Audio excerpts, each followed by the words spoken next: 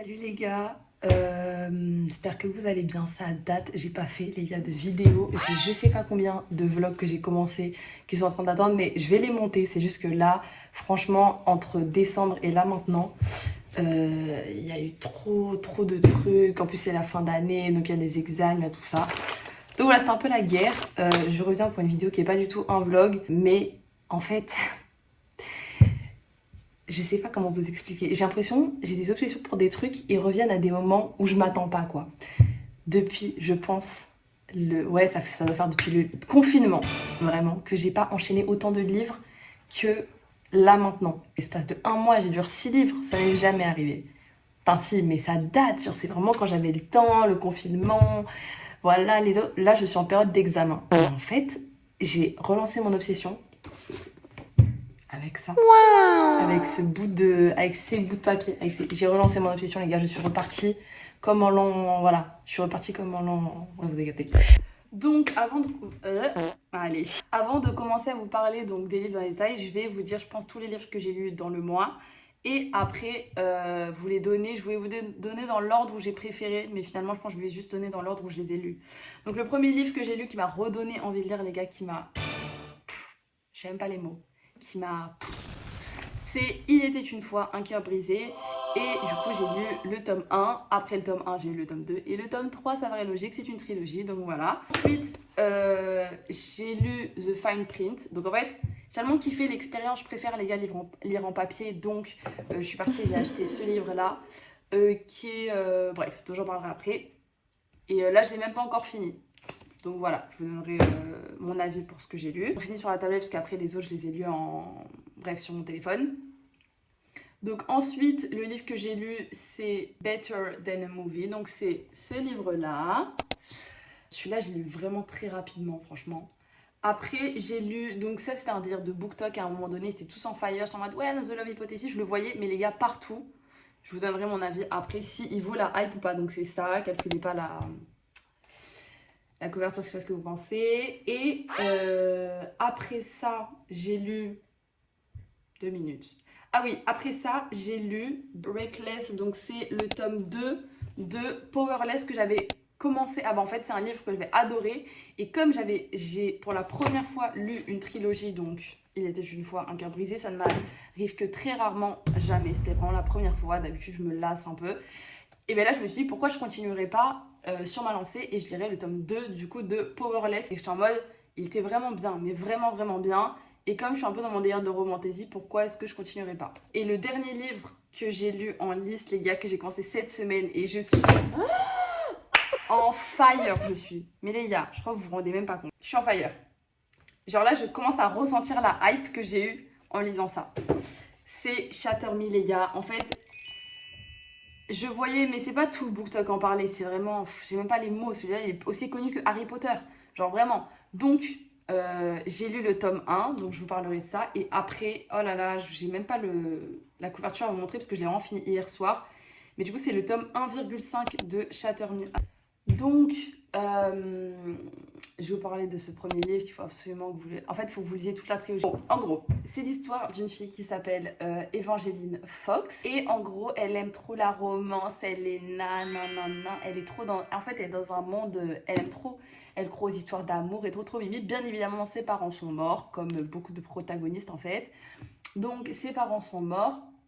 Et en fait, elle a, après que ses parents soient décédés, elle rencontre un gars qui l'aide à passer un petit peu outre. Enfin bref, il l'aide à... T'inquiète, ça va aller, il lui dit. Elle est en mode, ah, c'est l'homme de ma vie. Et du coup, elle est en mode, on va se marier, on va avoir des enfants, ça va être trop bien, happy ever after. Pas du tout. Le mec qu'elle kiffe, il va se marier avec sa sœur, sa demi-sœur. Elle, ce qui fait qu'elle a le cœur brisé en miettes, tout ce que vous voulez. On va laisser l'amour et vida.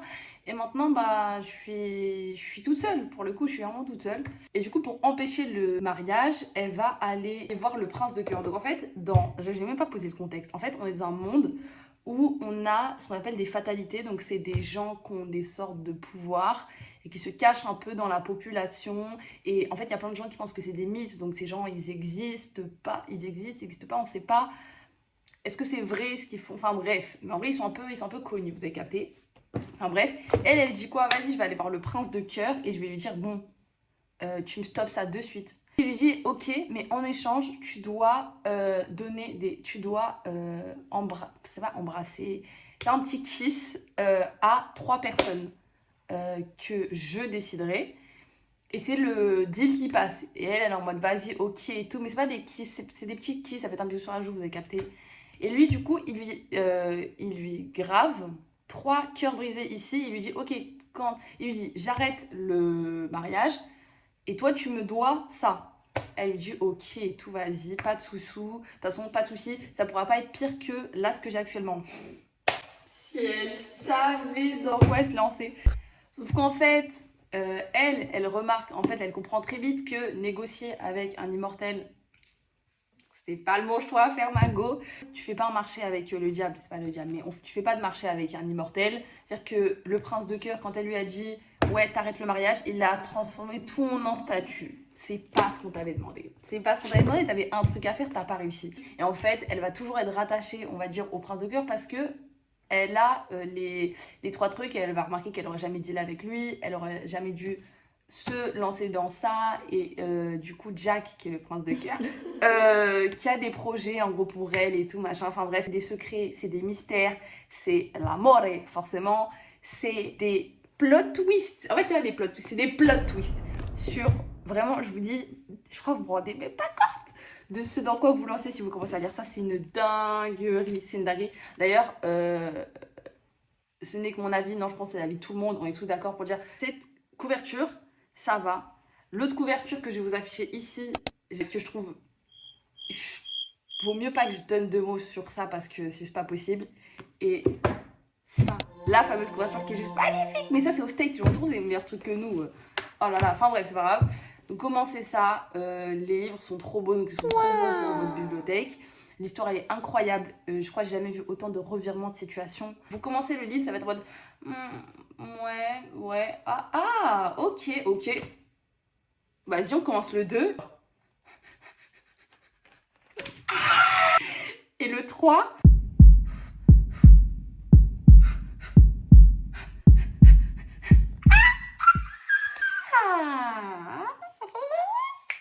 C'est ça le droit.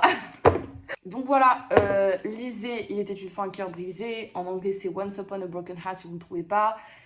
Et c'est juste incroyable. Là, dites-vous, vous regardez des séries, vous êtes trucs, alors qu'il y a ça qui existe, mais vous êtes trop ennuyant.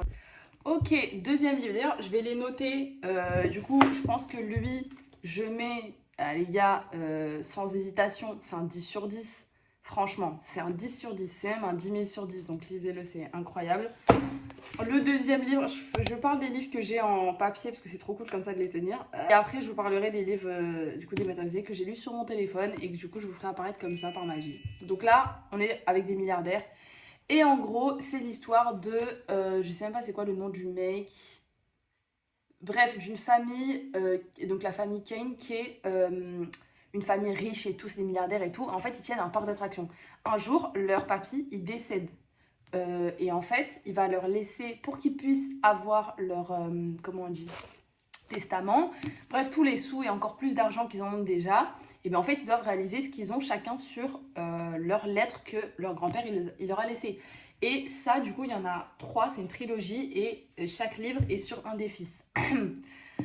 Donc, le tome 1, c'est sur le premier fils, et qui s'appelle Rowan. Voilà, c'est ça. Il s'appelle Rowan. Et mon grand-père, il lui a dit, toi, ton taf, ça va être de rénover, pas de rénover, mais de redonner la magie d'antan au parc d'attractions. En fait, Rowan, à la base, c'était ça, un enfant trop mimi, trop kiki, il aimait bien dessiner, il était hyper créatif, etc. Parce que son daron, il a grave cassé ses délires, il a dit, bon, je t'arrête de suite, tu vas être patron d'une grande nanana, donc tu tiens un peu, t'arrêtes tes conneries avec ton dessin et tout. Donc lui, miskin, ça lui a brisé le cœur, du coup, il est devenu hyper froid. Et là, on va voir, vous savez, la trope, attends, c'est quoi? Grumpy... X Sunshine, vous voyez? Et ben en fait ça d'ailleurs j'arrête pas de le voir et je crois que c'est ça. Ça veut dire genre mec froid, meuf hyper happy, bisounours, arc-en-ciel et cupcake. Il lui dit tu vas redonner la magie d'antan, etc. Au parc d'attractions. Et donc il commence, etc. Et en fait pour commencer son mandat, on va dire, pour commencer son mandat, il va faire remplir à tous les gens qui travaillent dans le parc, il va leur dire, bon les gars, dites-moi en vrai c'est quoi les problèmes qu'il y a, parce qu'il faut que je parle des problèmes, faut qu'il y ait une source, faut qu'il y ait un truc. Et en fait tout le monde va être en mode, non, bah en vrai ça va, c'est plutôt cool et tout. Il y a une meuf, du coup qui s'appelle Zahra, alors ça je trouve ça hilarant. En fait le problème c'est qu'il y a un soir, elle était un peu vénère, du coup elle a bu un peu et du coup elle était complètement... Et du coup... Elle est comme ça avec son ordinateur, elle est en mode ouais, non, non, non, en fait, il n'y a rien qui va. Non, non, non, cette attraction, elle est nulle. Ouais, non, non, ça va pas. Avant, c'était pas comme ça. Et lui, il se dit hop, bah j'ai la meuf qui va m'aider. Du coup, elle commence à travailler pour lui. Bref, vous connaissez la suite. C'est vraiment, ils sont grave. Au début, ils sont pas d'accord. Non, non, non, ils font que de se vénérer, prendre les chimères. Après, vous savez. Donc voilà. Et je trouve que c'est une lecture qui est vraiment chill, qui est vraiment, vous voulez un truc un peu tranquille, un peu, elle se lit facilement. MDR, j'ai pas fini le livre. Mais de ce que j'ai lu, ça, franchement, ça se lit comme ça. Ok. Et après, voilà. Je pense pas que c'est un truc qui va plus me marquer que ça. Pour l'instant, je l'ai pas fini. C'est genre un 5 sur 10 parce que c'est pas nul. L'écriture est plutôt bien écrite et facile à comprendre, mais ça manque de pep, ça manque de panache, ça manque de... Voilà. Maintenant, les gars, je vais vous parler de ma troisième lecture du mois qui est Better Than the Movie, je crois. Et en gros, très très bonne lecture qui se lit très rapidement. J'ai dû le lire en 3-4 jours. Et pour moi, c'est une lecture un peu d'été, c'est très chill, c'est posé. Voilà, très cool. Et en gros, on va suivre l'histoire d'une fille qui s'appelle Lys. Et donc en gros sa mère elle est décédée, je vous ai dit ils aiment trop faire mourir les parents, je comprends pas pourquoi tous les livres c'est comme ça, enfin bref, sa mère elle est décédée et du coup elle vit avec son père, sauf qu'avec sa mère elle avait une relation, elle était très proche d'elle et elle l'a fait grandir dans un univers hyper romantique et tout, un peu comme Évangéline, très la vie en rose etc. Et genre du coup le livre, on comprend rapidement d'ailleurs c'est trop cool, il s'appelle Better Than the Movie et en gros à chaque début de chapitre, je l'ai pas sous la main le livre, mais à chaque début de chapitre il y a une citation de rom-com très connue. Donc si vous aimez les rom-com, vous allez adorer. Moi franchement, la plupart des rêves je les avais. Donc voilà, c'est trop cool. Et du coup cette fille là, elle était bercée dans ça et bah, elle aime bien on va dire se faire des films et tout sur la vie et tout, enfin bref. Et donc à côté de ça, elle va voir son voisin qui s'appelle Wes. Et en fait, c'est un très très bon enemies to lover en vrai. C'est-à-dire qu'ils se détestent vraiment depuis qu'ils sont petits. Ils sont voisins depuis qu'ils sont petits. Et du coup, il y a un autre gars qui s'appelle Michael, je sais plus ce que son nom de famille, donc Michael. Et Michael a déménagé à un moment donné. Et elle a été hyper amoureuse de lui. Genre, c'était vraiment son crush of all time. Genre, quand il jouait, quand il était petit, avec Wes, Michael et d'autres gens, genre, de leur quartier, et ben Michael, il prenait toujours sa défense et tout, machin, enfin bref. Et en gros, là, Michael, il revient au lycée. Donc là, je crois qu'elle doit avoir 17 ans, la fille. Et il revient. Et elle se dit, c'est un signe et tout, machin, c'est l'amour de ma vie et tout. Enfin bref, du coup, elle est vraiment dans un truc, machin. Et comme elle n'est pas très proche de lui, ils se parlent plus trop, et que Wes, par contre, il est proche de lui, son pote, et ben en fait, elle va aller demander de l'aide à Wes en lui disant, voilà, j'ai besoin de toi, gars. Tu connais, tu me fais une petite passe D et tout. Donc en gros, ça va être ça, et on va suivre un peu cette aventure-là. Je crois que c'est une fake dating. Attends, je sais plus. Bon bref, c'est trop bien. C'est en vrai drôle, c'est chill, c'est une petite lecture comme ça. Je vous la recommande. Et moi, je pense, je crois que j'ai dû la noter 4, je pense 3,5, 4 sur 5. C'est une bonne lecture. Allez-y, pour ça, vous n'allez pas regretter. Et Wes Bennett, les gars, c'est une dinguerie. Genre vraiment, c'est une dinguerie. Ok, maintenant les gars, quatrième lecture du mois de Love Hypothesis. Hypothesis, je crois ça. Que je mets là. Alors, donc ça faut savoir, c'était un gros phénomène TikTok, tout le monde était en mode en fire et tout. Moi, honnêtement, c'est une lecture comme une autre, mais je pense pas que je vais m'en souvenir plus que ça. C'est une lecture qui passe, qui est très chill. Et je pense que c'est la première fois d'ailleurs que je lis une romance sur genre des personnages aussi grands. Genre, franchement, moi, ça tourne autour la vingtaine, on va dire. Là, je crois qu'ils ont 30 piges. Je crois qu'il y a un age gap. D'ailleurs, ça, vous savez que je déteste ça, hein. Quand il y a un écart d'âge entre les personnages, je suis comme ça, je suis en mode, bah non, fais ce truc bizarre. mais apparemment les gens aiment bien. Donc dans ces livres-là, on va suivre Olive Smith qui est étudiante en 3e année de thèse. Je suis vraiment en train de lire la 3e couverture, je sais pas pourquoi je fais la meuf. 4e de couverture. Et en gros, voilà, ce qui va se passer, c'est que elle est du coup en 3e année d'études et tout. Ce livre, il est hyper centré autour des sciences, etc. En vrai, on apprend des trucs, c'est cool. Donc voilà. Donc cette fille-là, elle est, il me semble, avec sa meilleure pote et tout. Bref, ils font à peu près les mêmes études. Et en gros, ce qui s'est passé, c'est qu'elle est sortie avec un mec qu'elle a quitté. Et sa meilleure pote, elle est amoureuse de ce mec-là. Enfin, elle le sait, etc. Enfin bref, Olive, elle le voit. Et elle est en mode, comme sa meilleure pote, elle pense qu'il se passe encore un truc ou que Olive, elle l'aime encore, et ben elle ose pas trop se lancer. Sauf que Olive, elle veut aider sa pote. Donc en fait, elle va faire croire qu'elle sort avec un mec. Et ce mec n'est autre qu'un professeur de fac, les gars. Un professeur de fac. Non mais ça, je vous promets, j'ai un peu... Genre quand j'avais lu la 4e couverture, j'étais un peu comme ça, genre... Excusez-moi. Et en gros, ce qui va se passer, c'est que...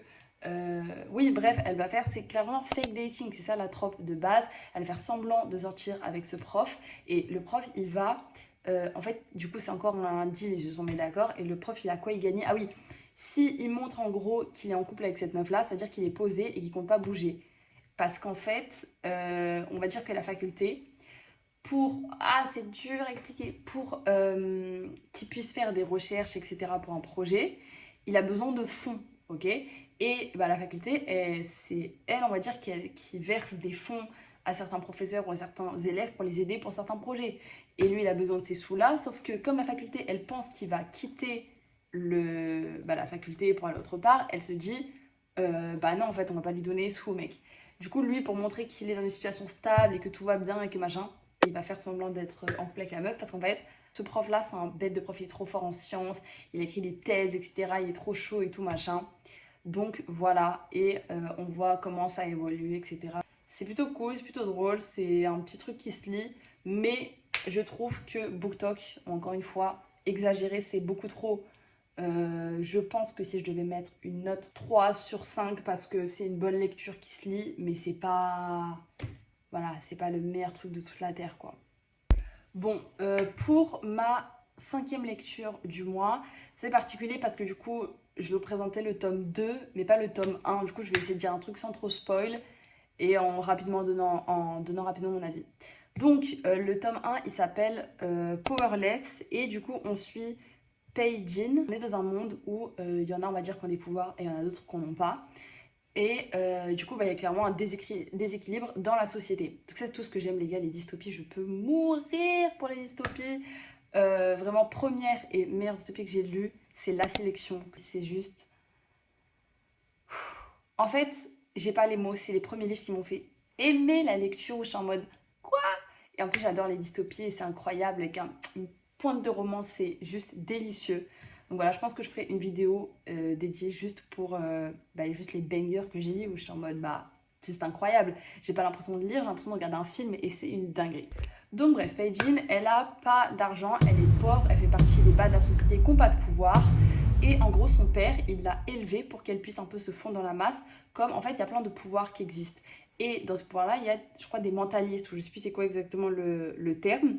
Mais bref, elle se fait passer pour une personne qui sait lire dans les pensées, alors que pas du tout, c'est juste une personne qui analyse vraiment beaucoup. Et elle déduit les trucs, et du coup, elle arrive un peu à se sortir de certaines situations compliquées. Et un jour, elle va pour survivre, elle vole en fait. Elle vole, voilà, en mode pickpocket. Et qu'est-ce qui va se passer pendant un moment, etc., dans la rue où elle est en train de voler? Et elle va se retrouver à se battre contre un mec qui a attaqué le prince, mais elle n'est pas au courant que c'est le prince. Elle est juste là, elle est en mode je vais le défendre. D'ailleurs, les gars, je me rends compte que je suis en train de vous donner un résumé d'un truc que j'ai lu il y a très longtemps, c'est-à-dire qu'il y a peut-être des trucs qui sont pas. Mais dites-vous juste que c'est un banger, allez le lire, franchement, c'est une dinguerie. Donc, du coup, elle est là, elle veut sauver, enfin, pas forcément sauver, mais défendre ce mec-là qui est en train de se faire tabasser. Et du coup, tout le monde va la voir et elle va être un peu acclamée en mode elle a sauvé le prince, wouhou, trop bien, trop bien. Et du coup, elle va être amenée au palais pour participer à des épreuves qui sont les épreuves de la purge. Donc voilà, ces épreuves, où tu mets ta vie en jeu. Et du coup, voilà, pour être acclamée par, je sais pas, le peuple, etc. Enfin, en tout cas, être respectée et tout. Donc, elle va se lancer dans ça. Et il va y avoir un triangle amoureux, les gars, évidemment, entre elle, Kai, donc qui est le mec qui l'a sauvé, qui est le prince. Il y a deux frères, en fait. Il y a Kai, Kit et Kai, voilà. Et du coup, bref, elle va pas se rapprocher des deux, mais en tout cas, voilà, elle va les côtoyer et ça va évoluer, etc., etc. Le tome 1, dans mes souvenirs, c'est juste une pépite, mais vraiment une pépite. Le tome 1, je mets un bon 4 sur 5, c'est un très bon livre. Et le tome 2, 4,5. Je pense à rien du 5 sur 5 parce que je peux pas vous expliquer sans que vous ayez lu le tome 1, mais c'est vraiment un très très bon livre. Donc je vous le conseille. Je vous conseille les deux en fait. C'est juste des gros bangers. Et maintenant les gars, last but not least, Shatter Me, c'est une dinguerie. Shatter Me, donc c'est le nom en anglais. En français, c'est insaisissable. Je crois d'ailleurs les couvertures sont immondes en français, je tiens à dire, alors qu'en anglais, c'est une dinguerie. Donc en fait, vous avez un job, reprendre la couverture. Pourquoi vous l'avez changée? Donc, franchement, c'est le livre que je suis en train de lire en ce moment. Donc, je pense que c'est celui que je vais le mieux vous expliquer. Et j'espère qu'il vous aura vraiment envie pour que vous commenciez parce que vraiment, il est trop bien. Elle est dans un asile. Voilà, elle va être enfermée dans un asile. Et en gros, on va la laisser. Elle va être en gros dans une pièce pendant... Elle reste 1 an dans l'asile. Et le début du livre commence comme ça. Dites-vous les gars, j'ai lu genre seulement 4-5 chapitres. J'aimais pas. J'aimais pas parce que je trouvais ça... J'étais en mode... c'est long. C'est long. C'est tellement long. Pourquoi les livres qui sont des bangers comme ça, ils sont longs comme ça au départ? C'est trop dur à chaque fois du coup de rentrer dans l'histoire parce qu'il n'y a pas d'action. On est sur quelque chose vraiment et on l'entend ses pensées. On se dit est-ce qu'elle est un peu folle, est-ce que machin. En gros, cette fille-là, un jour, il y a un soldat donc, qui s'appelle Adam qui va lui dire bon Mago, ça fait 1 an que t'es là, je suis là pour te sortir d'ici et tu connais, on a des projets pour toi. Ils ont toujours des projets pour elle. Et du coup, vraiment, les bails de on a des projets pour toi, ça veut dire c'est un enchaînement constant de mensonges et de secrets et de révélations. Et t'es comme ça, du coup. T'as des moments où t'es en mode quoi, et ça, j'aime trop. Et c'est pour ça que je sens que je vais autant aimer que Il était une fois un cœur brisé. Et même plus, la romance, elle est entre Juliette et Aaron Warner. Sauf qu'en fait, le tome 1, les gars, vous êtes... Mais quand je vous dis, vous avez envie de le tuer, genre c'est que, en fait, comment il s'appelle? Aaron Warner, c'est un fou furieux. C'est vraiment le terme, c'est un malade mental, les gars, un malade mental. Je vous promets, il fait des actions dans le tome 1, j'étais en mode quoi? Mais en fait, et c'est là que je me suis dit, peut-être que les gens du BookTok, c'est des fous furieux, comme c'est arrivé pour plein de trucs, pour Captive et tout, et bah de Dark Roman, je suis désolée, j'accroche pas du tout. C'est juste des malades mentaux. Et c'est pour ça qu'ils aiment bien Aaron Warner, c'est que c'est un fou furieux, et ils le recommandent parce qu'ils aiment trop ça. Mais en fait, j'ai lu le tome du coup 1,5. Je sais plus c'est quoi le nom en français, mais en anglais c'est Unite Me. Bon bref, en ayant lu ce tome, les gars, toutes mes excuses. Non, pas toutes mes excuses, quelques-unes de mes excuses, parce qu'en fait, j'ai pas les mots pour vous expliquer. J'ai pas les mots pour vous expliquer, mais en fait, on comprend. On est en mode, ok, autant pour moi. J'ai été un peu, non mais j'ai été mauvaise langue. Je vous promets, j'ai lu ça. Je l'ai lu en 2 jours. J'étais en mode, je suis désolée, pardon, j'ai parlé trop vite. Ça explique pas tout. Du coup, Unite Me, là, le tome 1,5, il explique pas tout. Mais vraiment, j'étais en mode, ok, j'ai capté, je suis désolée. Parce que quand j'ai fini le tome 1 Shatter Me, j'étais en mode, ouais, bon, je vois qu'il y a quelques trucs qui sont intéressants, mais je vous avoue que c'est en train de me saouler, là. Je comprends pas où est-ce que ça... Enfin, si, je comprends où est-ce que ça va, mais c'est en train de me saouler. Elle est où la romance? En vrai, je suis pas au mytho, j'ai lu tout le tome 1, j'étais en mode, elle est où la romance? Et là, en fait, je sens qu'on s'est lancé dans un slow burn qui ne me déplaît pas. Qui ne me déplaît pas, donc les gars, lisez-le. Quand je suis en train de lire des livres comme ça, je me dis, si j'avais le choix jusqu'à la fin de ma vie de lire soit des livres, soit regarder des films, je dirais lire des livres. Parce qu'en fait, je vous promets, les meilleurs films, c'est des films qui sont tirés de livres. Voilà, faut dire les termes. C'est pour ça que c'est une dinguerie. Là récemment, je suis oubliée d'en parler sur cette vidéo. Là récemment, il y a eu Off Campus qui a eu sa série adaptée de la série de livres de la saga. Juste pour vous dire, il y a certains livres, vraiment lisez-les, c'est des futures séries que vous allez adorer, donc autant commencer par le livre et Bon, j'espère que vous avez aimé cette vidéo, que je vous ai pas trop fait flipper avec mes livres, mais c'est vraiment quelque chose. Je comprends même pas comment on peut différencier ça des séries en mode ouais, les gens qui lisent des livres. Eh, les gars, vous passez à côté de trucs, vous n'êtes même pas au courant. Vraiment, vous n'êtes même pas au courant que ça existe tellement c'est bien. Et souvent, c'est des lectures qui sont simples, vraiment. C'est pas des lectures très très compliquées, c'est pas un niveau de français très. Donc voilà, c'est accessible à tout le monde. Lisez, franchement, les gars, c'est trop bien. Et voilà, et je pense que je vais faire plus de vidéos sur les lectures que je lis, faire des recommandations pour l'été et même des anciennes lectures que j'ai vraiment aimées et des livres que je recommanderai jusqu'à la fin de mes jours parce que ils sont trop bien. Je pense que ça va être la prochaine vidéo, genre des livres. Waouh! Donc voilà, des bisous et abonnez-vous. Les gens finissent comme ça leur vidéo. Abonnez-vous, subscribe, mettez des pouces verts et des petits commentaires. Salut!